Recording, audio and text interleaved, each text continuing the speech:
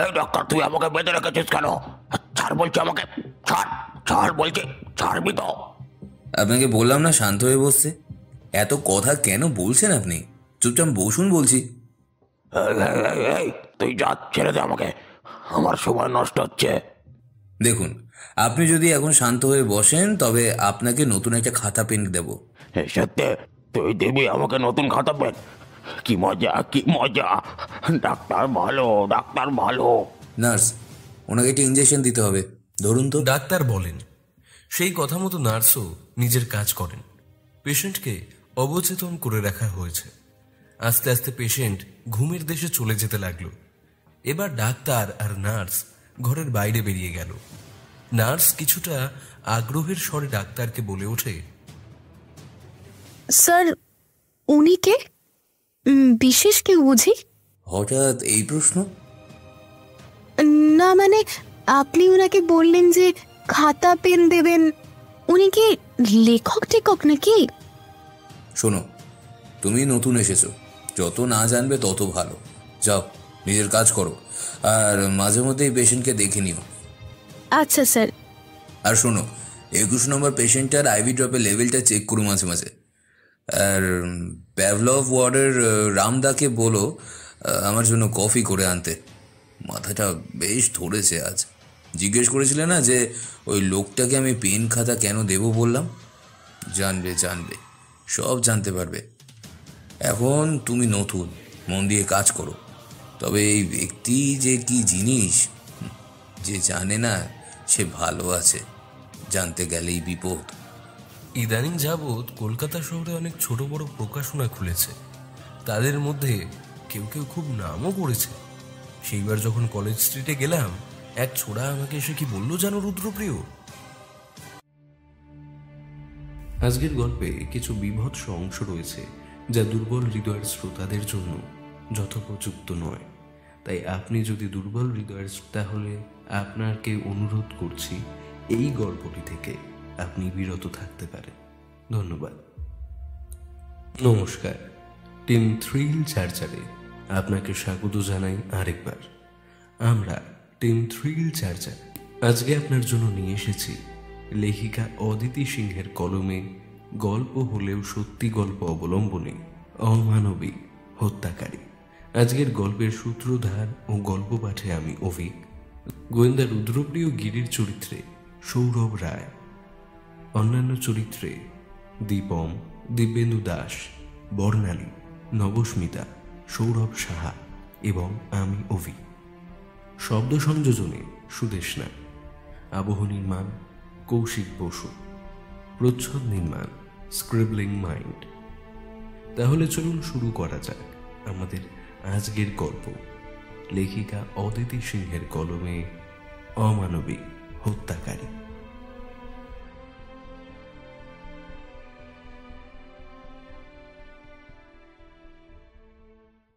কি আর বলবে? রুদ্রপ্রিয় আরামকে দাঁড়ায় অলস ভাবে আজকের কাগজটা ভাঁজ করতে করতে বলে, ওরা তোমার বই করতে চায়, তাই তো নাকি?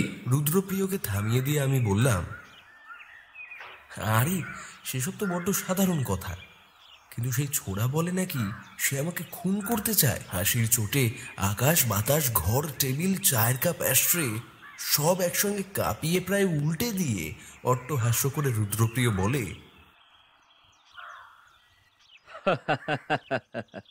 তুমি সেসবের একদম চিন্তা নিও না। বেচারার আগের দিনের রাতের নেশাটা নামেনি মনে হয়। তুমিও এই নিয়ে আর কি করছো তো? ঠিক আছে, করো করো, আমারও সময় আসবে। রুদ্রপ্রিয় সেসবকে খানিক পাত্তা না দিয়ে খবরের কাগজ পড়ায় মন দিল। আমিও নিজের লেখায় মন দিলাম। সামনেই কালী পূজা, তারপর বই মেলা। পয়সা পাওয়ার জন্য পাওনাদাররা যেমন তাগাদা দেয়, ঠিক তেমন লেখা পাওয়ার জন্য প্রকাশক তাড়া দিচ্ছে। কি লিখবো কি না লিখবো সেই নিয়ে সময় চলে যাচ্ছে। আজকালকার ছেলেমেয়েরা কত বই করছে, তাদের আবার কত সুন্দর সুন্দর নাম। কেউ গল্প, কেউ কবিতা, বা কেউ উপন্যাস, কিংবা কেউ তো আবার রহস্য নিয়ে খেলছে। নমস্কার, আমি বৃশ্চিক চট্টোপাধ্যায়। আমাকে একমাত্র বৃশ্চিক নাম ধরে ডাকে শুধু রুদ্রপ্রিয়। আমি লেখালেখি করি, বাজারে সেই সব বইয়ের একটু আধটু নামও আছে, কিন্তু রুদ্রপ্রিয় সেসব মানতে নারাজ। ও আমাকে লেখক টেখক মানেই না। ও বলে, আমার জীবনীটা যেদিন মশলা মাখিয়ে একদম বাটার চিকেনের মতো সেল করাতে পারবে, সেদিন বুঝবো তোমার কত দূর। এবং রুদ্রপ্রিয় আরো বলে, বেস্ট সেলার বা কাঁড়ি কাঁড়ি টাকা উপার্জন করতে পারলেই তুমি সফল। তবে আমার মনে হয় মানব জীবনে চলতে থাকা এমন অনেক ঘটনা ঘটে যা প্রতিনিয়ত রাতের ঘুম কেড়ে নেয়। সেই না ঘুমানো রাতের গল্পগুলো আমি যাপন করি কলমের মাধ্যমে। রুদ্রপ্রিয় দেখতে ব্যোমকেশ গোছের না হলেও সে আমার কাছে ব্যোমকেশই। আমাদের পরিচয়টা প্রায় 10 বছরের। বন্ধুত্ব পেরিয়ে কখন আমরা এক ছাদের তলায় আশ্রয় নিয়েছি তা ঠাহর করা মুশকিল। জোড়াবাগানের সেই ঘুপচি মেজবাড়ি থেকে কখন যেই ডোভার লেনের দোতলার ঘর পর্যন্ত এসে পৌঁছলাম তা বলা মুশকিল। কত যে রহস্য রোমাঞ্চের সাক্ষী হয়েছি তা বলতে বসলে এখন একটা উপন্যাস হয়ে যাবে। রুদ্রপ্রিয় আদতে শখের গোয়েন্দা, কিন্তু কাজটা ভালোবাসা দিয়ে ও নেশাকে পেশা বানিয়েছে।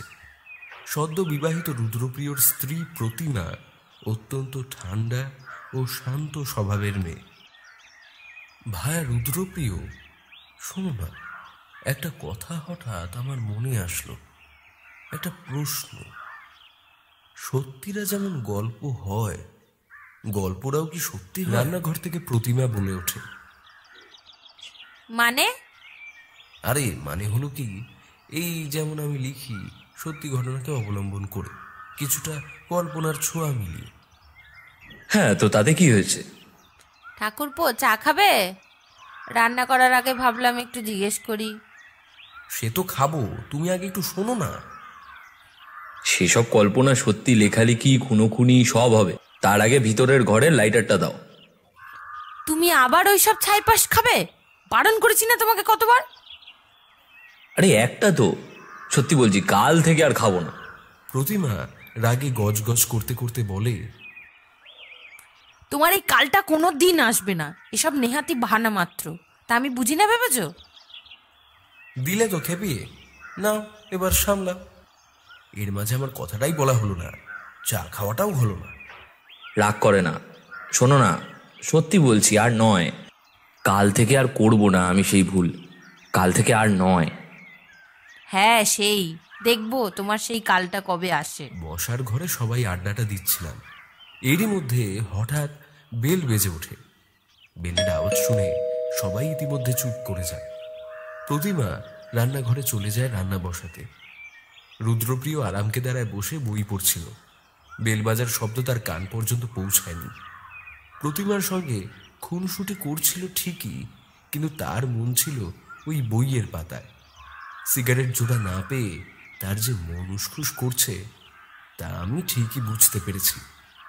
আবার বেল বাজল। কে আসলো এখন? ধ্যার বাবা, কেউ কথাই শোনে না আমার। আমার হয়েছে যত জ্বালা। সঙ্গে সঙ্গে আবার বেলের আওয়াজ। হ্যাঁ আসছি আসছি। আরে মশাই যাচ্ছি তো নাকি, যেতে একটু সময় লাগবে তো। বলতে বলতে গিয়ে দরজাটা খুললাম।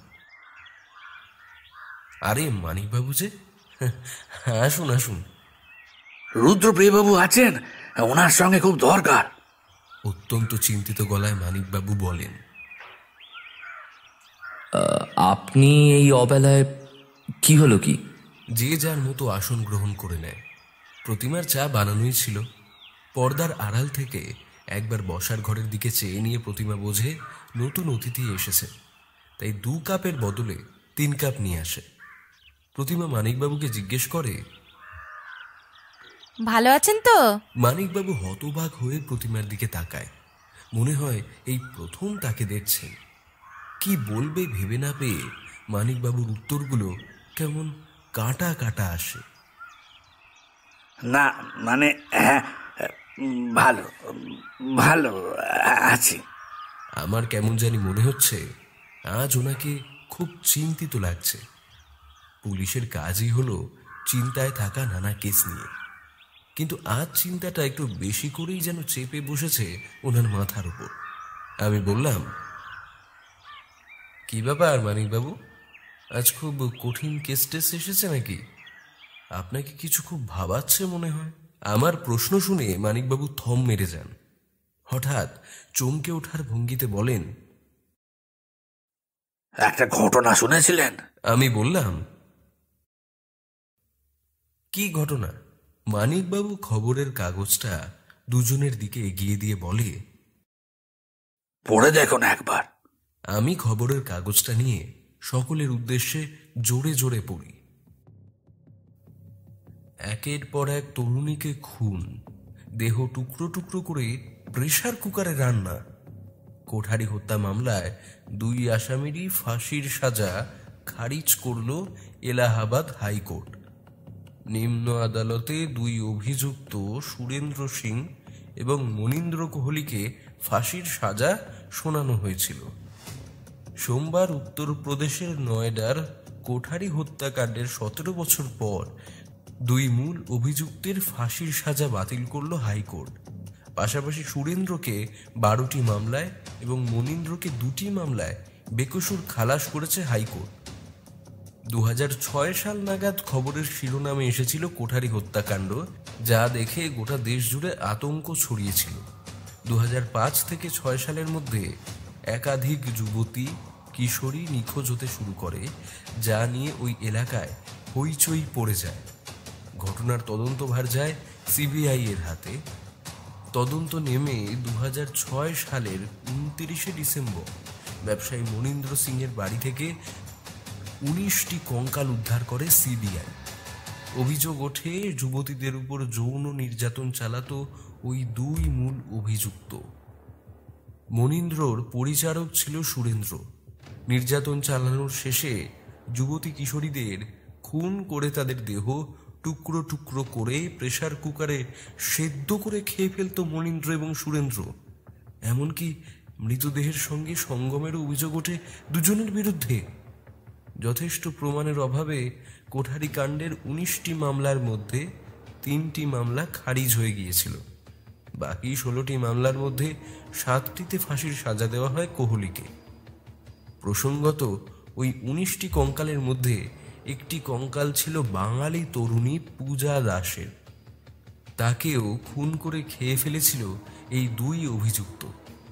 পরিচারক সুরেন্দ্র সেই কথা জেরায় স্বীকারও করে নিয়েছিল। পুজোর পোশাক শনাক্ত করেছিলেন তার বাবা মা। পূজার চটি জুতো শনাক্ত করেছিল সুরেন্দ্র নিজে। পূজা হত্যাকাণ্ডে মনীন্দ্র এবং সুরেন্দ্রকে ফাঁসির নির্দেশ দেন সিবিআই এর বিশেষ আদালতের বিচারপতি গগনন শাস্ত্রী। এত বছর পর তাদের ফাঁসির সাজা খারিজ হওয়ায় ফের চাপানুতর শুরু হয়েছে গোটা দেশ জুড়ে। বাবা, কি ভয়ঙ্কর কাণ্ড! হ্যাঁ, ভাবা যায়? আরে এই ঘটনা তো আগে শুনেছি। রুদ্রপ্রিয়, তোমার মনে আছে তো? আমি বললাম। মানিকবাবু বলেন, হ্যাঁ, এই খবরটা বহু বছর পুরনো। রুদ্রপ্রিয় খানিকক্ষণ ভেবে বলে, ওই বাঙালি মেয়েটার বাড়ি কলকাতায় না? আমি তো ভাবছিলাম রুদ্রপ্রিয় আমাদের কোনো কথাই শুনছিল না। ও যে বই পড়ার মাঝেও এদিকে কান দিয়েছে, এটাই অনেক বড় ব্যাপার। মানিকবাবু বলেন, হ্যাঁ হ্যাঁ, ওই আসামিদের ফাঁসি হবে না এটা শুনে বড্ড অবাক লাগছে, কিন্তু আমার বক্তব্য এখন অন্য। এদিকে একজন ভদ্রলোক নিজের স্ত্রীকে খুন করেছেন। খুনটা বড্ড অদ্ভুত। রুদ্রপ্রিয় বলে, শুধু শুধু হেয়ালি না করে পরিষ্কার করে বলুন তো কি বলতে চান। আমি খানিক হেসে হালকা রুদ্রপ্রিয়র দিকে তাকিয়ে বললাম, স্ত্রী মনে হয় স্বামীকে সিগারেট খেতে দেয়নি, তাই খুন করে দিয়েছে। রুদ্রপ্রিয় বলে, এই তো ভালো জিনিস মনে করিয়েছ। যাও তো পাশের ঘর থেকে লাইটারটা নিয়ে আসো। এবার মানিকবাবু, ঘটনাটা কি বলুন তো। উঠতে উঠতে মানিকবাবুকে আমি বলি, আচ্ছা, কে এই ভদ্রলোক? নামধামি বা কি? মানিকবাবু বলেন, শুনেছি ভদ্রলোক নাকি লেখক। পাশের ঘর থেকে লাইটার খুঁজতে খুঁজতে মন্তব্য জুড়লাম, শুনেছ রুদ্রপ্রিয়, আজকাল লেখকরাও নাকি খুন করে। এগুলো ভাবা যায়? রুদ্রপ্রিয় বলে, তা লেখক মশাই কি করছে শুনি? মানিকবাবু এতক্ষণ চুপ ছিল, আমাদের কথা শুনছিল। এবার আবার বলতে শুরু করলেন। ওই লেখক নাকি যা লেখে তাই সত্যি হয়ে যায়। কিছুটা অবাক হয়ে উঠলাম। বললাম, তা আবার হয় নাকি? এটা শুনে আমিও অবাক হয়েছিলাম, কিন্তু এটাই সত্যি হয়েছে। মানিকবাবু না থেমে দুজনের উদ্দেশ্যে বলতে থাকেন। কাল রাতে থানায় ছিলাম। ফুলবাগানের এক বেসরকারি হাসপাতাল থেকে হঠাৎ ফোন আসলো। একজন রোগী ভর্তি হয়েছে। নাম সোমনাথ বন্দ্যোপাধ্যায়, বয়স 63 বছর, ঠিকানা মানিকতলা, ব্যানার্জি পাড়া লেন, পেশা লেখক। আপনারা অবাক হচ্ছেন জানি, ডাক্তারি কাগজপত্রে পেশার উল্লেখ থাকে না। এই লেখককে বেশিরভাগ সকলেই চেনেন। কোনো এক সময় খুব নাম ডাকছিল। এখন শারীরিক অসুস্থতার জন্য খুব একটা লেখালেখির সঙ্গে যুক্ত নন। তবুও যেটুকু লেখেন ভালোই তাতে সাড়া পড়ে। উনি নাকি ওনার স্ত্রীকে খুন করেছেন। আমি বললাম, এটা আপনি কি করে জানলেন? উনি কি আপনাকে নিজে এসে বলেছেন নাকি? রুদ্রপ্রিয় কোনো কথা বলে না। উঠে গিয়ে বইটা পাশের টেবিলে রেখে আপন মনে লাইটার দিয়ে সিগারেটে অগ্নি সংযোগ করে। আবার নিজ স্থানে ফিরে এসে আস্তে করে আরামকে দ্বারায় এলিয়ে পড়ে। মানিকবাবু আবার বলতে শুরু করলেন। ওখানকার একজন নার্স যিনি আমাকে ফোন করেছিলেন, উনি একটা লেখা পড়ে সন্দেহ করছেন। আমি বললাম, লেখা পড়ে আবার সন্দেহ? এমন হয় নাকি? চলুন না, হাসপাতালটায় গিয়ে দেখে আসা যাক। কি বলেন রুদ্রপ্রিয় বাবু? আপনাদের সেরকম কোনো কাজ না থাকলে যাওয়া যাক নাকি? সিগারেটটাকে যত দূর টানা যায় সেই ফিল্টার অবধি না পুড়িয়ে কোথাও যেতে যে রুদ্রপ্রিয় চাইবে না, তা আমি ভালোভাবেই জানতাম। একই প্রতিমা রুদ্রপ্রিয়র প্রতিদিনের সিগারেটের খোরাক বেঁধে দিয়েছে। তাই শুধু একটা কেসের জন্য সে দ্বিতীয়বারের জন্য দিনের এই দুর্লভ নেশাদ্রব্যটিকে হাতছাড়া করতে চাইবে না, তাও আমি জানতাম। তাই এ কথা ও কথায় আমি মানিকবাবুকে ব্যস্ত রাখলাম।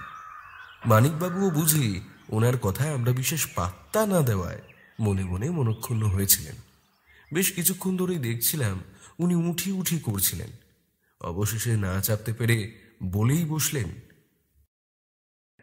তাহলে আজ উঠি রুদ্রপ্রিয় বাবু। এ কথা শুনে রুদ্রপ্রিয় মুহূর্তের মধ্যে চমক ভেঙে বলল, আরে উঠছেন কোথায়? বুঝলাম বেশ কিছুক্ষণ ধরে আমি আর মানিকবাবু যে কথোপকথনগুলো করছি কিংবা হাসপাতাল যাওয়ার কথাটাও রুদ্রপ্রিয়র কান পর্যন্ত যায়নি। মানিকবাবু কিছু বলার আগেই আমি বলে উঠলাম,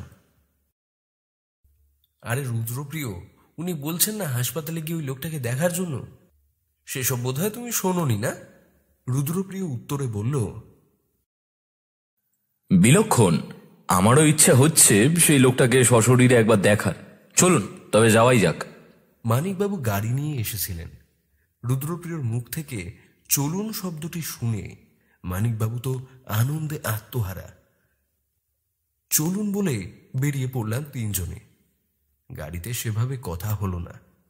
মানিকবাবু নিজেও চুপ করে গেলেন, আর রুদ্রপ্রিয়কেও দেখলাম অসম্ভব চুপচাপ। অগত্যা আমাকেও ওদের মৌনতায় সামিল হতে হলো। ভাবলাম, এখন প্রশ্ন করে লাভ কি? গিয়েই না হয় নিজের চোখে সবটা দেখা যাবে। হাসপাতাল চত্বর রোজের তুলনায় আজ একটু শান্ত। ডাক্তার নিজের কেবিন থেকে বেরিয়ে লনে হাঁটছেন, রাউন্ডে যাবেন। সঙ্গে নার্স সুমি রয়েছে। 47 নম্বর পেশেন্টকে কাল জ্বরের ওষুধ দেওয়া হয়েছিল তো? আমি যাওয়ার সময় বলে গিয়েছিলাম রিনাদিকে। রাতে আপনি একবার দেখে এসেছিলেন তো? ডাক্তার বলেন। নার্স বলে, হ্যাঁ স্যার, উনি এখন ঠিক আছেন, আবার কি সব লিখতেও শুরু করেছেন। অবাক হয়ে ডাক্তার বলেন, উনি লিখেছেন? এই রে, আবার ছাপিয়ে যাওয়ার জন্য মাথা খারাপ করে দেবে। নার্স আর 5 জনের মতো অতি সাধারণ স্বরেই বলেন, মিথ্যে মিথ্যে বললেই হয় ছাপানো হয়ে গেছে, উনি তো আর দেখতে যাচ্ছেন না। কি বলছেন আপনি? ওনার সঙ্গে বেশি তর্ক করলেই বিপদ। এখানে যারা ভর্তি হয় সবাই পুলিশের সন্দেহের তালিকায় অন্তর্ভুক্ত। ডাক্তার খানিকটা ক্ষিপ্ত হয়েই বলেন, না মানে স্যার, স্যার আমি আমি তা বলতে চাইনি। কথা ঘোরানোর জন্য আবারও নার্স বলে, বলছিলাম যে 4 নম্বর বেডের পেশেন্টকে আজকে ছুটি দেওয়ার আছে তো। হঠাৎ হাসপাতালের আমেজটা বদলে যায়। চারিদিক থেকে নীরবতার আর্তনাদ ভেসে যাচ্ছে। ডাক্তার আর নার্স দেখে এক মধ্যবয়সী মহিলাকে স্ট্রেচারে করে নিয়ে আসছে ওয়ার্ড বয়, সঙ্গে পরিবারের সদস্যরাও আছে। দেখে মনে হচ্ছে আত্মহত্যা কেস, পুলিশে খবর দিতে হবে। ঠিক তাদের পিছনে দেখা যায় ধূসর রঙের পাঞ্জাবি পরা এক ভদ্রলোক, সঙ্গে আরো 2 জন আছে। ক্রিম রঙের শার্ট পরা একজন আর পুলিশ অফিসার মানিকবাবু। ভিড় সরে যেতেই 2 পরিচিত মুখ একে অপরকে নজরবন্দি করে। আরে তুমি এখানে? কেমন আছো? খবর কি? বাড়ির সবাই ভালো তো? রুদ্রপ্রিয় বলে। আলতোভাবে হাত মিলিয়ে ডাক্তারবাবু বলেন, সব ভালো আছে। তোমাকে এখানে দেখবো ভাবতে আমি পারিনি। মনে মনে ভাবলাম, আচ্ছা এই ব্যাপার, তার মানে এরা এক অপরকে চেনে। দিদি বলতে মনে হয় প্রতিমার কথাই বলছে। মনে হচ্ছে এই ডাক্তারবাবু প্রতিমার দুঃসম্পর্কের ভাই। হ্যাঁ, প্রতিমা একবার বলেছিল তার কোন কাকাতুতো মেজো জেঠুর ছোট দিদির একমাত্র বোনের ছেলে, সে নাকি কলকাতার কোনো এক হাসপাতালের ডাক্তার। আমার না কেমন সন্দেহ হচ্ছে, রুদ্রপ্রিয় আদেও এনাকে চিনতে পেরেছে তো, নাকি আন্দাজে ঢিল মারছে। এই আলাপচারিতার মাঝে হঠাৎ মানিকবাবু বলে উঠলেন, ও, আপনারা একে অপরকে চেনেন দেখছি, তাহলে ভালোই হলো। হ্যাঁ, রুদ্রদা আমার পরিচিত। ডাক্তারবাবু, সেই পেশেন্টের খবর কি যে নিজের স্ত্রীকে খুন করেছিল? চলুন দেখবেন তাহলে। রুদ্রদা বুঝি এই কেসটা তদন্ত করছে?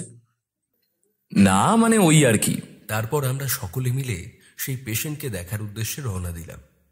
হাসপাতালে সেই ওষুধ মাখানো গন্ধ চোখ নাক ঝাঁঝিয়ে তুলেছে। সেই সবকে কোনো ক্রমে দূরে সরিয়ে অবশেষে ডাক্তার নীলাদ্রি একটা কাচের দরজার বাইরে থেকে ভেতরে থাকা এক ব্যক্তির দিকেই ইশারা করলেন। ওই যে, উনিই হচ্ছে সেই ভদ্রলোক। ভদ্রলোকের বয়স হয়েছে ভালোই, দেখে মনে হয় 60-62 হবে বোধ হয়।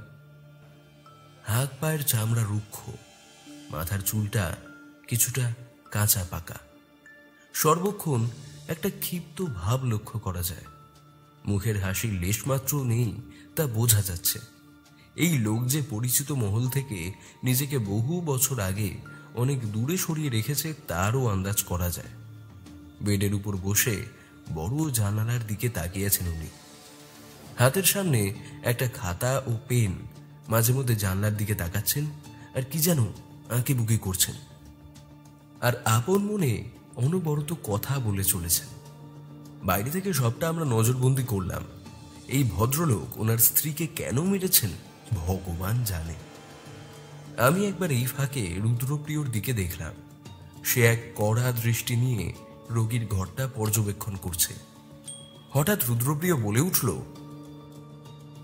চলুন মানিকবাবু, কাজ আছে, বেরোতে হবে। মানিকবাবু বললেন, একবার ভেতরে যাবেন না? কথা বলবেন না ওনার সঙ্গে? তার আর কোনো প্রয়োজন হবে না। ইতিমধ্যে নার্স আসেন ডাক্তারকে দেখতে। 5 নম্বর বেডের পেশেন্টটা কেমন যেন করছে, সেই শুনে ডাক্তার উদ্বিগ্ন হয়। আমাদের সকলকে আসছি বলে সেই দিকে দৌড় লাগায়। রুদ্রপ্রিয় হঠাৎ বলে ওঠে, ঋষিক, চলো আমরাও বাড়ি যাই, খেয়ে দিয়ে একটা ঘুম দিই। এই শুনে আমি আর মানিকবাবু একসঙ্গে বললাম, ইনি কেন খুন করেছেন নিজের স্ত্রীকে খুঁজে বার করবেন না? আরে রুদ্রপ্রিয় বাবু, আমার ঘুমের 12টা বাজছে চিন্তায় চিন্তায়, আর আপনি নাকি বলছেন ঘুমাবেন। রুদ্রপ্রিয় বলে, মানিকবাবু, অত চিন্তা না করে যান যান, বাড়ি যান, খেয়ে দিয়ে ঘুম লাগান, দেখবেন সব মাথার জট খুলে গেছে। মানিকবাবু খানিক অবাক স্বরে বলেন, না মানে, আচ্ছা আপনি যা বলবেন। আমার ভাই এখানে কোনো কাজ নেই, আমি কেবল নীরব দর্শক। সবটা অনুসরণ করে রাখছি, কোথায় কখন কাজে লেগে যায় বোঝা মুশকিল। রুদ্রপ্রিয় যে এমন ব্যবহার করছে কেন বুঝতে পারছি না। কোনো কাজের সন্ধানে গেলে ওর খিদে টিদে পায় না যতদূর জানি, কিন্তু আজ হঠাৎ এমন কেন করলো? খিদে তো আমারও পেয়েছে। যাই, বাড়িই যাই। প্রতিমার হাতের গরম গরম ভাত ও রুই মাছের ঝোল খাবো। দুপুরবেলা ভাত আর মাছ খেয়ে একে জব্বর ঘুম দেওয়া যাবে। অর্ধেক বাঙালির জীবন তো এতেই পার হয়ে যায়। খাও দাও ঘুমাও। এরই মাঝে মানিকবাবু বলে ওঠেন, চলুন, আমি তাহলে আপনাদের বাড়ি ছেড়ে একবার থানায় যাব, ঠিকানাটা খুঁজতে হবে তো। আবার তিনজন গাড়িতে বসে রওনা দিলাম বাড়ির উদ্দেশ্যে। জানালার ধারে বসে অনুভব করতে পারছি বাইরে এক মৃদু মন্দ হাওয়া জানান দিচ্ছে এটা শীতের শহর। বছরের শেষ লগ্নে শীতের পর্বত শরীরকে ঘুম পাড়িয়ে দিচ্ছে। এর মধ্যে দুপুরের এই কড়া রোদ, গাড়ির মধ্যে থেকে আমরাও কেমন যেন নিদ্রায় ঢুলু ঢুলু করছি। রুদ্রপ্রিয়কে দেখলাম সে জানালার দিকে তাকিয়ে আছে আর কি যেন ভাবছে, হয়তো সব সূত্রকে মিলানোর চেষ্টা। অবশেষে গাড়ি বাড়ির সামনে গিয়ে থামল। প্রতিমা গাড়ির আওয়াজ শুনে দরজার সামনে এসে দাঁড়ায়। গাড়ি থামতে মানিকবাবুকে দেখলাম চমকে উঠলেন। মানে তিনি এতক্ষণ ঘুমের দেশে ছিলেন।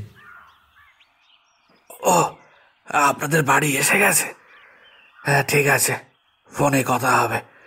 আমি দেখি ঠিকানাটা খুঁজে বার করতে পারি কিনা। আজ তাহলে আসি। প্রতিমা দরজা থেকেই বলে ওঠে, কি হলো মানিকবাবু, চলে যাচ্ছেন কেন? আসুন, খেয়ে যাবেন। রুদ্রপ্রিয়কে উদ্দেশ্য করে বলে, এই তুমি কিছু বলো ওনাকে, এই দুপুরবেলা না খেয়ে যেতে নেই, খেয়ে যেতে বলো। মানিকবাবু চাতকের মতো প্রতিমার দিকে দেখছে।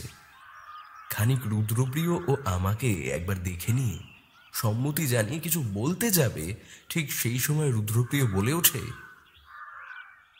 না না, আজকে ওনার হবে না, আজকে ওনার অনেক কাজ আছে। আপনি যান মানিকবাবু, থানায় গিয়ে দেখুন। মানিকবাবু নিরাশের মতো মুখ করে সকলের উদ্দেশ্যে আসছি বলে অনিচ্ছাকৃত হ্যাঁ সম্মতি জানিয়ে বিদায় নিলেন। প্রতিমাও ঘরে চলে গেল আমাদেরকে ঘরে আসতে বলে। রুদ্রপ্রিয় প্রতিমার পেছন পিছন ঘরে ঢুকল। বউ অন্তপ্রান্ত, তাই একটু খুনসুটি ঝগড়া না করলে পেটের ভাত হজম হয় না। আমি খানিকক্ষণ বাইরে দাঁড়িয়ে রইলাম। গাড়ি এতক্ষণে অনেক দূর চলে গেছে। এই সুন্দর দুপুরের আমেজটা অনুভব করছি, আর কিছু লেখার প্লট ভাবছি। ইতিমধ্যে প্রতিমার ডাক আসে, কি হলো ঠাকুরপো, তুমি কি খাবে না? তাড়াতাড়ি ঘরে এসে হাত মুখ ধুয়ে নাও।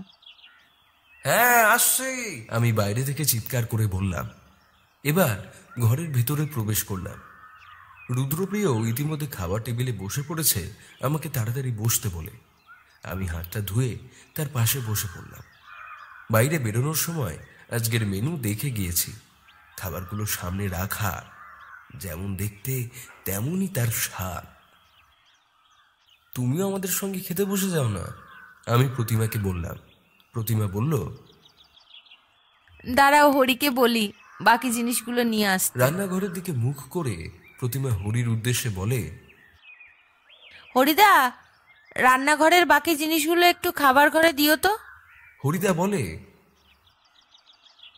আগে মাঝি, আমি কিছু কিছু জিনিস নিয়ে যাচ্ছি, আপনারা খেতে শুরু করুন, আমি আসছি। হরিদা আমাদের বাড়িতে কাজ করে। 30টা বছর পার করে দিয়েছে এই বাড়িতে। রুদ্রপ্রিয়কে অনেক ছোট থেকে দেখে এসেছে। প্রতিমা অবশেষে খেতে বসবে বসবে করছে। যতই হোক, ঘরের গিন্নি তো, সবার সঙ্গে খেতে বসবে ওর কেমন একটা লাগে। অনেকটা বেলার কারণে প্রতিমাও আমাদের সঙ্গে বসে পড়ল। তিনজনে খেয়ে দিয়ে যে যার ঘরে চলে গেলাম ভাত ঘুম দিতে।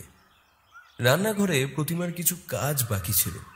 হরিদাকে সঙ্গে নিয়ে সেই কাজগুলো করে দেয় দুজনে মিলে। কিন্তু রুদ্রপ্রিয় তো নাছোড় বান্দা, সে তাকে সেই কাজ করতে দেবেই না। ওরা ওদের মতো এখন খুনসুটি করবে। আমি বাবা যাই, অনেক লেখা বাকি আছে, সেগুলো শেষ করতে হবে। সামনে বইমেলা আসছে, শেষ না করতে পারলে প্রকাশক এবার আমার গরদান নেবে। বিকেল হয়েছে, সবাই বসার ঘরে আছি। প্রতিমা আর হরিদা রান্নাঘরে সন্ধ্যের জলখাবার করছে। রুদ্রপ্রিয় আরামকেদারায় বসে আজকের খবরের কাগজটা পড়ছে। সকালে ঠিকমতো পড়া হয়নি কাজের জন্য, তাই আমি নতুন বইয়ের কাজ করছি। ঠিক সেই সময় টেলিফোনটা বেজে উঠল। সেই শব্দ শুনে আমি উঠতেই যাচ্ছি, রুদ্রপ্রিয় আমাকে বসতে বলে ওর হাতের কাছে ফোন থাকায় ও ফোনটা ধরল। ভাসতে থাকা কথাগুলো শুনে মনে হলো মানিকবাবু ফোন করেছেন। মনে হয় কাল ওই লেখকটার বাড়ি যাবে, তাই জিজ্ঞাসা করছেন হয়তো। হ্যাঁ হ্যাঁ, আমরা তৈরি থাকবো, কাল তো, ঠিক আছে বলে ফোন রেখে দেয়। এবার আমাকে উদ্দেশ্য করে রুদ্রপ্রিয় বলে, মানিকবাবু কাল আমাদের তৈরি থাকতে বললেন। ও আচ্ছা। এই বলে আবার লেখায় মন দিলাম। হঠাৎ আমার মনে হলো আজ হাসপাতালে গিয়ে রুদ্রপ্রিয় অমন ব্যবহার কেন করল? ভদ্রলোককে দেখে কিছু তো বলল না। জিজ্ঞাসা করব একবার কি বুঝলো। জিজ্ঞাসা করতে যাব, ঠিক সেই সময় আবার ফোন আসলো। এবারে ফোনটা আমি ধরলাম। রুদ্রপ্রিয় একটু ভেতরের ঘরে গেছে। হ্যালো, হ্যাঁ মানিকবাবু বলুন। হ্যাঁ, কাল আমরা যাচ্ছি। না না, আমি সেই বিষয়ে ফোন করিনি। আজ হাসপাতালে ঢোকার সময় দেখলেন এক ভদ্রমহিলাকে নিয়ে আসলো। হ্যাঁ দেখলাম তো, দেখে তো মনে হচ্ছে আত্মহত্যা। বাড়ির লোকও তো তাই বলছে। সেখানেই তো রহস্য, এটা আত্মহত্যা না। আমি অবাক সুরে বললাম, তাহলে? খুন খুন করা হয়েছে ওই মহিলাকে। কে খুন করলো কিছু জানতে পারলেন? সেসব পরে দেখছি, একটু এই বিষয় নিয়ে ভাবতে হবে। ওই বাড়িটা একবার নিজে গিয়ে দেখতে হবে। আপনারা যাবেন তো আমার সঙ্গে? হ্যাঁ হ্যাঁ, এটা আবার জিজ্ঞাসা করতে হয় নাকি? ঠিক আছে, আজ রাখি। আপনারাও বিশ্রাম করুন, কাল দেখা হচ্ছে তবে। আচ্ছা আচ্ছা, হ্যাঁ হ্যাঁ অবশ্যই। হ্যাঁ রাখি। টেলিফোনটা রেখেই পিছনে ঘুরলাম। রুদ্রপ্রিয় বলে উঠল, কি এত কথা কইছিলে? কোনো পুরনো প্রেমিকা নাকি? ঠিক সেই সময় প্রতিমাও তালে তাল মেলালো কিছুটা মজার ছলে। কি ঠাকুরপো, প্রেমে টেমে বললে নাকি? আরে ধ্যার বাবা, দুজনে কি শুরু করলে বলো তো? সেসব কিছু না। মানিকবাবু ফোন করেছিলেন থানা থেকে। হ্যাঁ, উনি আবার কি বলছেন? আজ আমরা যখন হাসপাতালে ঢুকেছিলাম তখন এক মহিলাকে নিয়ে আসা হলো না? হ্যাঁ, তাতে কি হয়েছে? দেখে তো মনে হচ্ছিল আত্মহত্যা, আর সকলে তাই বলছিল। না, ওটা খুন। আবার একটা খুন? কাল কিন্তু যেতে হবে লেখকটার বাড়ি, সেটাও বলে দিলেন। হঠাৎ প্রতিমা ক্ষিপ্ত হয়ে বলে উঠল, এই তোমরা থামবে? সেই সকাল থেকে খুন খুন করে যাচ্ছে, বিরক্ত লাগছে কিন্তু এবার। এসো খেতে এসো। ব্যাস, এরপর আমাদের আর কোনো কথা বলাই চলে না। ভালো মানুষের মতো চুপচাপ আমরা খেতে বসে পড়লাম। শুতে যাওয়ার আগে নিজের উদ্দেশ্যে লিখে রাখলাম কিছু অবশিষ্ট কথা। এই যন্ত্রমানবের দুনিয়ায় মানুষ কত অবহেলিত প্রাণী। প্রতিনিয়ত শরীর জুড়ে নানা রোগ জন্ম দেয়। হাসপাতাল মানেই বরফের গুহা, চারিদিকে শুধু সাদা আর সাদা। এর মাঝে প্রতিটা ঘরের দরজা জানলায় নীল পর্দা ঝুলতে দেখা যায়। সেখানে প্রতিনিয়ত কত মানুষের আনাগোনা, কাছে পাওয়ার আনন্দ, আবার দূরে চলে যাওয়ার দুঃখ, সব একসঙ্গে গ্রাস করে। প্রজন্মের পর প্রজন্ম জন্ম নেয়, তবুও হারিয়ে যায় অনেক প্রাণ। তাদেরও ইচ্ছা ছিল খোলা আকাশের মাঝে উড়ে বেড়ানোর। তাদের ইচ্ছা ছিল আপন মনে পথ হারানোর। অবশেষে তবুও তারা পড়ে রইল একা। গলার কাছে কান্নাগুলো তলা পাকিয়ে যায়, আর্তনাদ করে নির্বিকার ভাবে। তারা এক মুঠো আনন্দ কিনতে চায়, সবার ঘরে ঘরে ঘুরে বেড়ায়। সবশেষে শান্তি মেলে সেই শ্মশান ঘাটে, যেখানে তাকে মিশে যেতে হয়। আবার যেখানে জন্ম হয় নতুনের। কত নতুন আপ্রাণ ভাবে কাতর স্বরে বাঁচতে চায়, আনন্দ করতে চায়, উঠে দাঁড়াতে চায়, দিন শেষে কেবল ভালো থাকতে চায়। মানিকতলা, ব্যানার্জি পাড়া লেন, বাড়ি নম্বর 4/104। ঠিকানাটা ঠিক কিংবা ভুল জানি না, সন্ধান করলে পেয়ে যাব। কি তাই তো মানিকবাবু? দেখুন কেমন আপনার নামের সঙ্গে মিল আছে, দুটোই মানিক মানিক। হালকা একটু হেসে বললাম, এটা রসিকতার সময়? আপনারা আসুন, আমি ঠিকানাটায় যাচ্ছি। কি জানি লোকটা আবার কি লিখছে। মানিকবাবু বলেন। ঘণ্টাখানেক থেকে লক্ষ্য করছি রুদ্রপ্রিয় কোনো কথা বলছে না, কিছুটা চিন্তিত আছে। এর আগেও চিন্তামাখা মুখ দেখেছি, কিন্তু এইবার একটু বেশিই মনে হলো। গাড়িতে আসার সময় কোনো কথা বলল না, নিজের মতো কি যেন ভাবছিল। গাড়ি থেকে নেমেই সে একটা সিগারেট ধরালো, যার ধোঁয়া ক্রমশ চারিদিকে ছড়িয়ে পড়ছে। আমরা স্ট্রিট হয়ে ঢুকলাম। সাহিত্য পরিষদ থেকে কিছুটা যেতেই কাউকে জিজ্ঞাসা করে ঠিকানাটার সন্ধান পেয়ে গেলাম। মানিকতলা মোড় থেকে কিছুটা ডান দিকে খান্নার দিকে গেলে বাঁ দিকের গলি পেরিয়ে মন্দিরের পাশে 3 নম্বর বাড়ির পর সেই বাড়িটা। ভদ্রলোক 3 বছর হলো ভাড়া এসেছেন, কারো সঙ্গে কোনো কথা বলেন না। বাড়ির মালিকের লেদারের ব্যবসা, তাই বেশিরভাগ সময় বাইরে বাইরে থাকেন। খুনটা 6 তলা থেকে পড়ে গিয়ে হয়েছে। আপনার কেন মনে হচ্ছে এটা আত্মহত্যা, খুন নয়? চলুন আপনারা গিয়ে দেখবেন ঘরে কি আছে। এই বলে 3 জন একসঙ্গে লিফটে করে উপরের দিকে উঠতে থাকে। সবাই এক এক করে ঘরটির ভেতরে প্রবেশ করলাম। বেশ সাজানো পরিপাটি ঘর, বোঝাই যাচ্ছে কোনো স্ত্রী মানুষের হাতের কাজ। রুদ্রপ্রিয় হঠাৎ বলে ওঠে, এই মহিলা বড্ড গোছানো ছিলেন কিন্তু।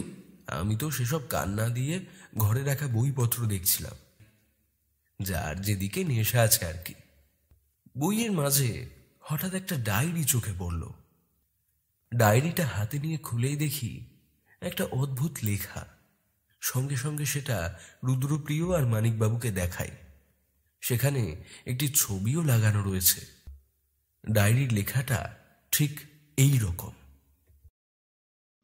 এই যে ছবিটা দেখছেন, এটা আমার তোলা কিছুক্ষণ আগে, ফোনে টাইমিং সেট করে। পাশে যে মাথাটা রাখা সেটা আমার স্ত্রীর। অহনা না খুব খুব ভালো, আমার খুব খেয়াল রাখে, যত্ন করে সঠিক সময় মতো।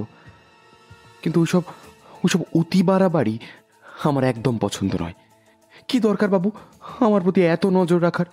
তুই থাক না তোর মতন। এই এই আপনারা জানেন ওকে, যখন আমি মারছিলাম, ওনা প্রথমে বুঝতে পারেনি আমি এমন কাজ করব। পরে ভয়ে বেচারি কুঁকড়ে গিয়েছিল। আপনারা শুনবেন আমি ওকে কিভাবে মারলাম। রোজকার মতন আজও আমি ঠিক সময় অফিস থেকে বাড়ি ফিরলাম। ওনা তখন রান্নাঘরে আপন মনে গান করতে করতে রাতে রান্না করছিল। আমার কাছে ঘরের আলাদা চাবি আছে, সেই চাবি দিয়ে দরজা খুলে ভেতরে ঢুকে দেখি আজকের ঘরটা একটু অন্যরকম লাগছে। আজ আমার জন্মদিন আর আমি নিজেই ভুলে গেছি। বেশ, সেসব থাক। প্রতিদিনের মতন ওর জন্য চকলেট আর ফুল নিয়ে এসেছি। ফ্রেশ হয়ে রাতে খেতে বসলাম। অহনা আমার সঙ্গে খায় না, 1000বার বললেও না। ও চুপচাপ আমার দিকে তাকিয়ে বসে থাকে। প্রতিদিন রাতে খেয়ে উঠে আমাদের অভ্যাস কিছুক্ষণ টিভি দেখা। সিগারেট খাওয়া স্বাস্থ্যের পক্ষে ভালো না জানি, তবু এই সময় একটা দুটো হয়েই যায়। অহনা খুব সুন্দর গান করে, তার গানের গলা অমায়িক, মানুষকে সব দুঃখ ভুলিয়ে দিতে পারে। আমি না সহজে রাগ করি না। আজ আমার কি হলো, হঠাৎ ওর প্রতি রেগে গেলাম। দুজনে আলাদা করে ঘুমাতে গেলাম। এই প্রথম আমি ওকে ছাড়া ঘুমাবো। আপনারা জানেন, ওনা খুব কষ্ট পেয়েছে আর আমারও খুব খারাপ লাগছিল।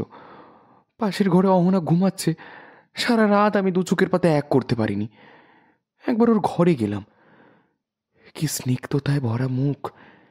একটু আগে যে এত কিছু হয়ে গেল, ও সেসব কিছু জানেই না, ওর কোনো হুঁশ নেই। পা টিপে টিপে আবার নিজের ঘরে চলে আসলাম। বিছানায় বসে জানলার দিকে তাকিয়ে ভাবছি কাল রবিবার, কি করা যায়। ঠিক সেই সময় একটা সুর ভেসে আসছে। আমি উদ্বিগ্ন হয়ে কাতর স্বরে চিৎকার করছি, কে কে ওখানে? কেউ কোনো কথা বলছে না। মনে হচ্ছে একটা গান ভেসে আসছে আমার ঘরের দিকে। এই অন্ধকারের মধ্যে কি আসছে? অহনা? মনের মধ্যে হাজার একটা প্রশ্ন জেগে উঠছে, কিন্তু কিন্তু ও তো শান্তিতে চিরনিদ্রায় পাশের ঘরে শুয়ে আছে। ভয় মাখানো গলায় আমি আবার প্রশ্ন করলাম, হে কে কে কে ওখানে? কে কে কে যেন আমার পাশে এসে বসলো, আমার মাথায় হাত বুলিয়ে ঘুম পাড়ানোর চেষ্টা করছে, ঘুম পাড়ানি গান শুনিয়ে। ভয়ে ক্রমশ আমার হাত পা ঠান্ডা হয়ে আসছে। গলা থেকে কোনো আওয়াজ বেরোচ্ছে না, গলা শুকিয়ে কাঠ। আমি অনুভব করতে পারছি একটা ঠান্ডা হাত আমার মাথায় হাত বোলাচ্ছে। মনে হচ্ছে পায়ের তলা থেকে মাটি সরে গেছে, কেউ আমার গলা টিপে ধরার চেষ্টা করছে। আমি চিৎকার করার চেষ্টা করছি কিন্তু পারছি না। একটু অনুভব করার চেষ্টায় বোঝা যাচ্ছে এটা অহনার হাত এবং তার নিথর দেহটা আমার পাশে শুয়ে অন্ধকারের মধ্যে ভীত অবস্থায়। আমি অহনাকে ডাকছি, অহনা আমাকে বাঁচাও, আমি মরতে চাই না, আমাকে বাঁচাও, আমাকে বাঁচাও অহনা। কিন্তু কে শোনে কার কথা? 7 দিন আগে তো আমিও ওর কথা, ওর আর্তনাদ, ওর চিৎকার কিছুই শুনিনি। 7 দিন ধরে ওর বডি ফ্রিজে রাখা, মাথাটা ওখানেই থাকে। আমি প্রতিদিন অফিস থেকে ফিরে খাওয়ার পর ওকে বের করে আনি, পাশে বসিয়ে দুজনে একসঙ্গে টিভি দেখি। ওর এই চিৎকারগুলো আমার বেশ ভালো লেগেছিল। এই অন্ধকার ঘরে গানের সুরের সঙ্গে একটা মহিলা কণ্ঠের ক্ষীণ হাসির শব্দ শোনা যাচ্ছে। সেটা আমার দিকে ক্রমশ এগিয়ে আসছে। আমি আস্তে আস্তে খোলা ব্যালকনির দিকে পিছিয়ে যেতে লাগলাম। আর একটু গেলেই আমার পড়ে যাওয়ার সম্ভাবনা, কিন্তু কিন্তু ওই হাসি আর ওই হাত কেবল আমাকে ধরার চেষ্টা করছে। হঠাৎ আমার পা স্লিপ করে ব্যালকনি থেকে একটা চিৎকারের শব্দ হওয়ায় মিশে যেতে লাগলো। শূন্যে ভেসে যাওয়া শরীরটা জানান দিচ্ছে সব শেষ। আমি তোমাকে ভালোবাসি অহনা, আমি তোমাকে ভালোবাসি। মানিকবাবু বলেন, এটা কি ছিল? মানে কি ভয়াবহ কাণ্ড! লোকটা তো পাগল, পরিষ্কার বোঝা যাচ্ছে। না না, লোকটা পাগল নয়, ওনার ফোবিয়া আছে। দেখি আমি একটু লেখাটা দেখি। মানিকবাবুর হাত থেকে রুদ্রপ্রিয় ডায়েরিটা নেয় আর দেখতে থাকে লেখাটা। ও কিন্তু লেখাটা পড়ছে না, শুধু পাতা উল্টে কি যেন একটা খোঁজার চেষ্টা করছে।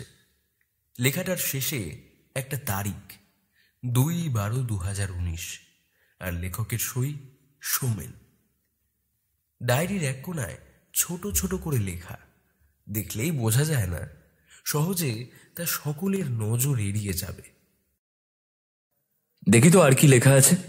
এই বলে রুদ্রপ্রিয় পরের পাতা উল্টায়। সেখানেও কিছু লেখা নজরে পড়ে, মৃত কাঠগোলাপ। মানিকবাবু, আমি এটা বাড়ি নিয়ে যেতে চাই। ঠান্ডা মাথায় পড়ে আপনাকে রাতে ফোন করছি। রুদ্রপ্রিয় বলে। তারপর সকলে মিলে বাড়িটা আরও একবার ঘুরে নিয়ে অবশেষে নিজেদের পরিচিত ঠিকানায় অর্থাৎ বাড়ি ফিরে আসি। বাড়ি ফিরেই দেখি এক ভয়ঙ্কর কাণ্ড। বাইরের বাতাস যখন শান্ত, পাখিদের ডাক ছাড়া আর কিছুই শোনা যাচ্ছে না, তখন প্রতিমার রাগী মুখটা নজরে আসে। রুদ্রপ্রিয় বাড়ি ঢোকার আগে একটা সিগারেট ধরিয়েছিল, সেটা এখনো শেষ হয়নি।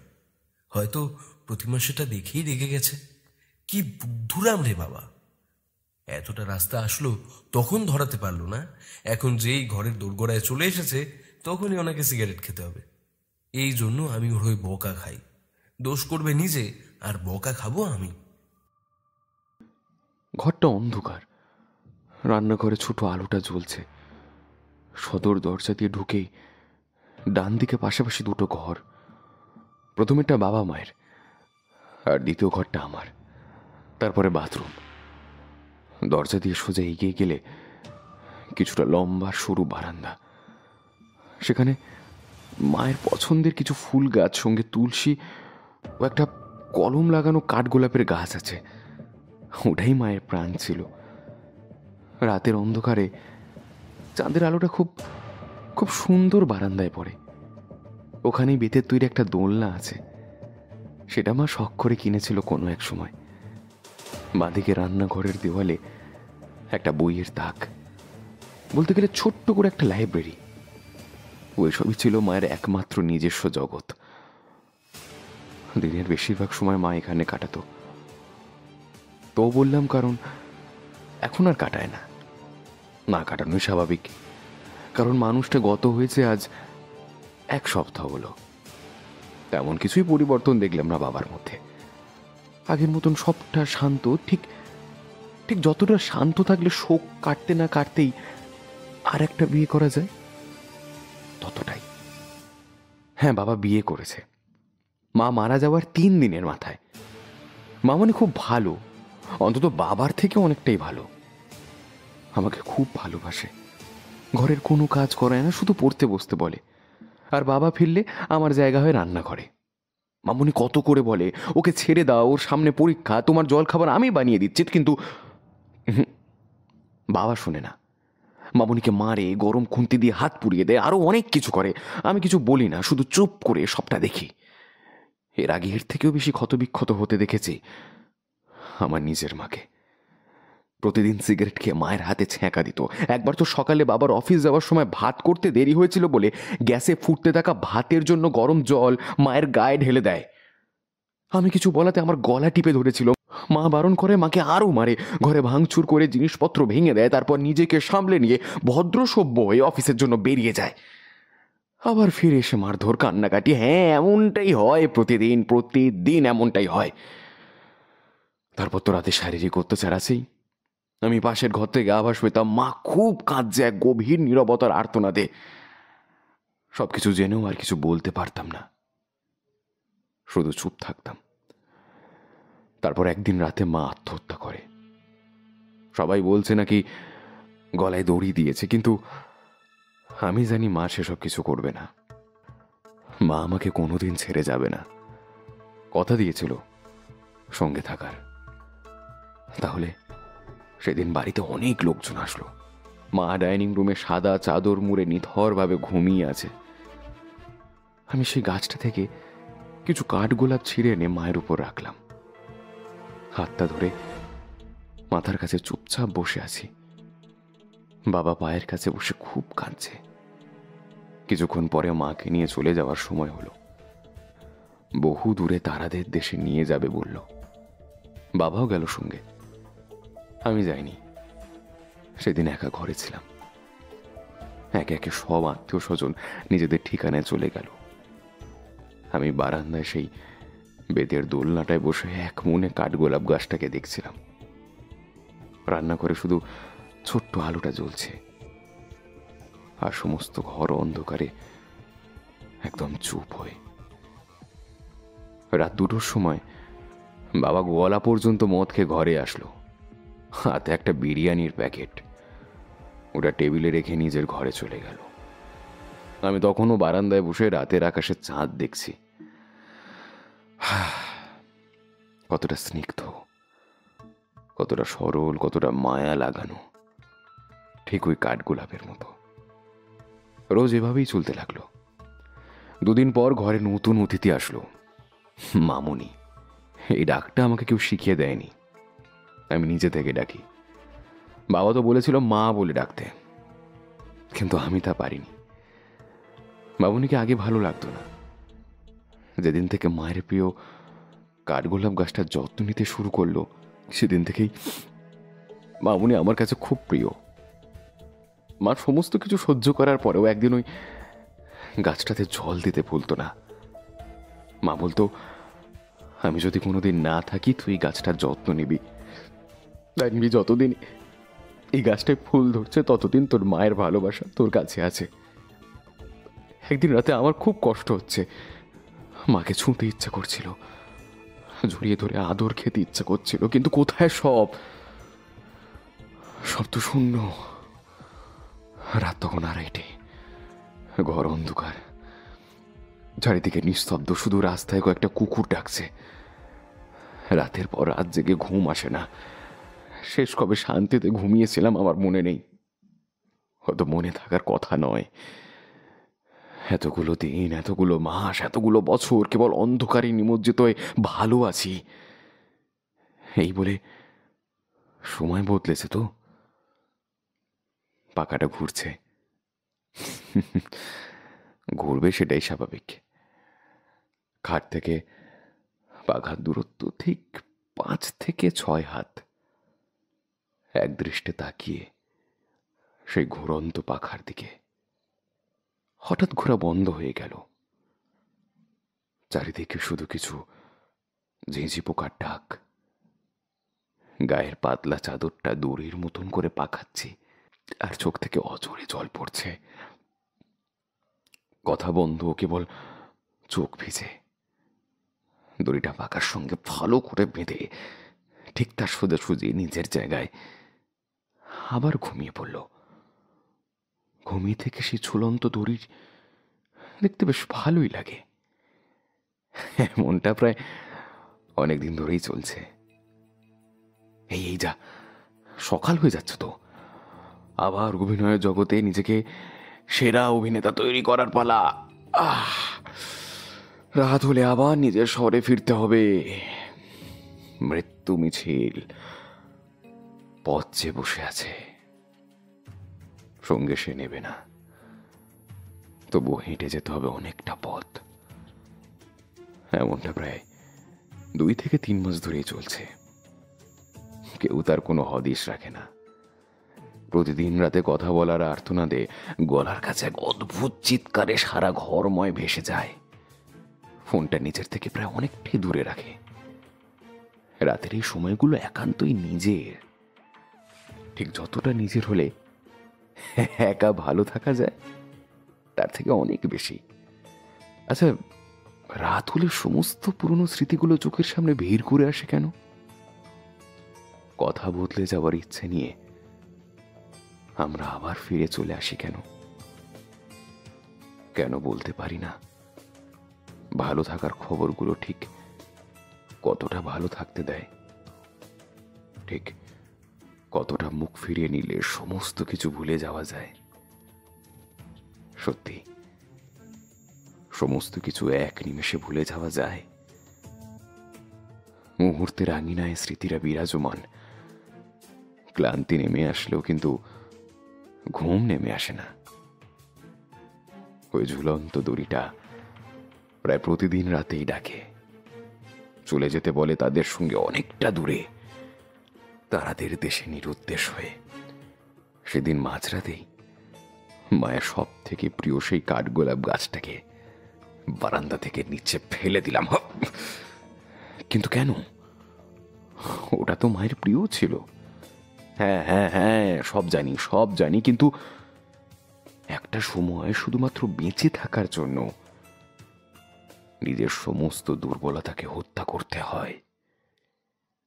এতগুলো দিন মাস পর আজ মা শান্তি পেল ওই মৃত কাঠগোলাপে। রুদ্রপ্রিয় সারা রাত ডায়েরিটা পড়েছে। সকালে উঠে আমি দেখি তার চোখ জুড়ে ঘুমের আবেশ। প্রতিমা এইসব কাজের ক্ষেত্রে রুদ্রপ্রিয়কে বাধা দেয় না। সকাল তো হয়ে গেল, এক্ষুনি মানিকবাবু ফোন করলো বলে। রুদ্র ঘুম থেকে উঠেই আমাকে খুঁজছে। আমি সঙ্গে সঙ্গে তার সামনে হাজির হলাম। মৃচ্ছিক, লেখাটা পড়ে দেখো, আর আমাদের একবার এক্ষুনি হাসপাতালে যেতে হবে। তুমি পড়ো, আমি মানিকবাবুকে একটা ফোন করে আসছি। কি গো, চা খাবে তোমরা? উদ্বিগ্ন গলায় রুদ্রপ্রিয় বলে। সেসব পরে হবে, এখন যাই, দরকারি একটা ফোন করার আছে। ফোনটা রুদ্রপ্রিয় করতে যাবে, ঠিক সেই সময় ফোনটা বেজে উঠল। মানিকবাবু নিজেই ফোন করলো। হ্যাঁ হ্যাঁ, সেই সব তো বুঝলাম। ওই ডায়েরি তো হাসপাতালে যিনি ভর্তি ওনার হাতের লেখাটা লক্ষ্য করেছেন? 1 হাতের লেখা। এই লেখা পড়ে আমি কিছু আন্দাজ করতে পেরেছি। আপনি তাড়াতাড়ি আমার সাথে এখানে চলে আসুন। ইতিমধ্যে আমারও লেখাটা পড়া হয়ে গেল। সম্পূর্ণ নির্বাক হয়ে গেছি আমি। হা করে রুদ্রপ্রিয়র দিকে তাকিয়ে আছি। প্রতিমা খেতে ডাকছে আমাদের দুজনকে, কিন্তু কোনো কথাই যেন কানে আসছে না। রুদ্রপ্রিয় ভেতরের ঘরের বইয়ের তাক থেকে কয়েকটা বই তুলে আনলো। বসার ঘরের টেবিলে সব বইগুলো রাখলো। আমি বসে আছি, প্রতিমা বসে আছে, আর রুদ্রপ্রিয় বসে আছে। তিনজন একসঙ্গে মনে হচ্ছে নীরবতা পালন করছি। রুদ্রপ্রিয় প্রতিমাকে গল্পটা পড়ে শোনালো। প্রতিমার কি বক্তব্য এটা জানার চেষ্টা করছে, তা আমি ঠিক ভালোই বুঝেছি। প্রতিমা বলে, এই বাচ্চা ছেলেটা খুব আঘাত পেয়েছে। ছোটবেলা থেকে তো চোখের সামনে যে সমস্ত ঘটনাগুলি ঘটেছিল, বড় হয়ে এই ছেলেটার উপরে খুব বাজেভাবে প্রভাব পড়েছে। হ্যাঁ, আমি ঠিক এটাই বলতে চাইছিলাম। এই লেখা এই ছেলেটারই, তাতে কোনো সন্দেহ নেই।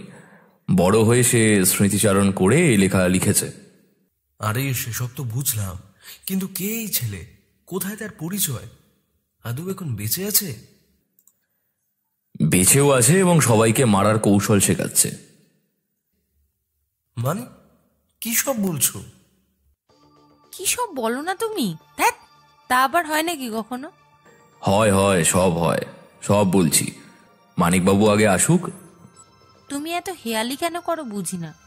তিনজনের এই কথোপকথনের মাঝে হঠাৎ মানিকবাবু উদয় হন, হাতে কিছু ফাইলপত্র নিয়ে।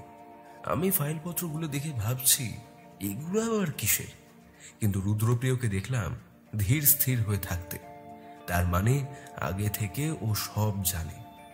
রুদ্রপ্রিয় মানিকবাবুর উদ্দেশ্যে বলতে শুরু করে, যে ঘরে আমরা গেলাম বা ডায়েরিটা পেলাম, তার লেখক আর হাসপাতালে যে ভর্তি, এই দুই লেখক সম্পূর্ণ এক। ছোটবেলায় এনার সঙ্গে অনেক ভয়াবহ ঘটনা ঘটে থাকে। মাকে খুব ভালোবাসত। তার মাকে নিজের চোখের সামনে আত্মহত্যা করতে দেখে সেই মুহূর্ত থেকে সাইকোলজিক্যাল অনেক কিছু পরিবর্তন দেখা যায় এনার মধ্যে। বাবার দ্বিতীয় বিয়ে, তার মায়ের জায়গাটা অন্য কারোর হয়ে যাওয়া, এইসব তাকে কুড়ে কুড়ে খেতে শুরু করে। একাকিত্বের সঙ্গে এসে বড় হতে লাগে।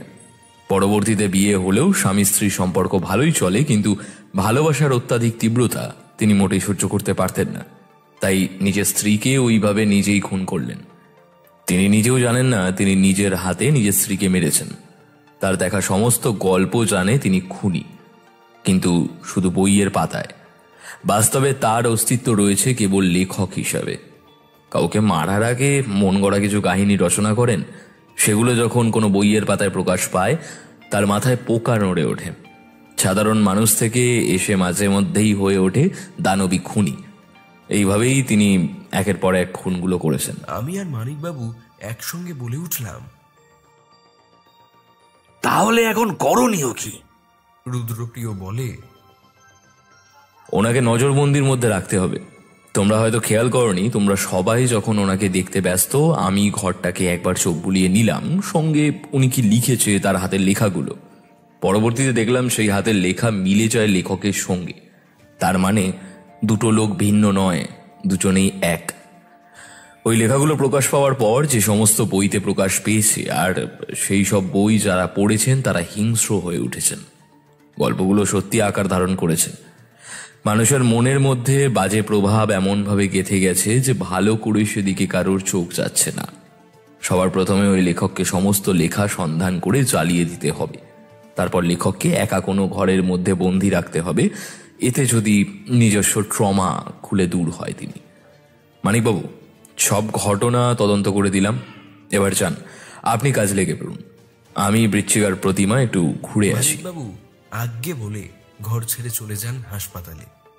ডাক্তারের সঙ্গে কথাবার্তা বলে সেই রোগীকে ঘরবন্দি করে আর সমস্ত লেখা বইগুলোর সন্ধান করতে থাকে। আমরা 5-6 দিনের জন্য দার্জিলিং ঘুরতে গেলাম। বেশ ঠান্ডার মধ্যে নিজের মন ভালো করার 1 নম্বর স্থান।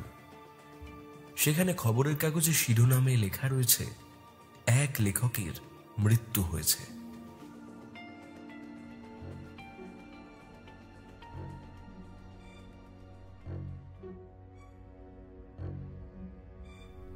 শুনছিলেন আমাদের আজকের গল্প অমানবিক হত্যাকারী।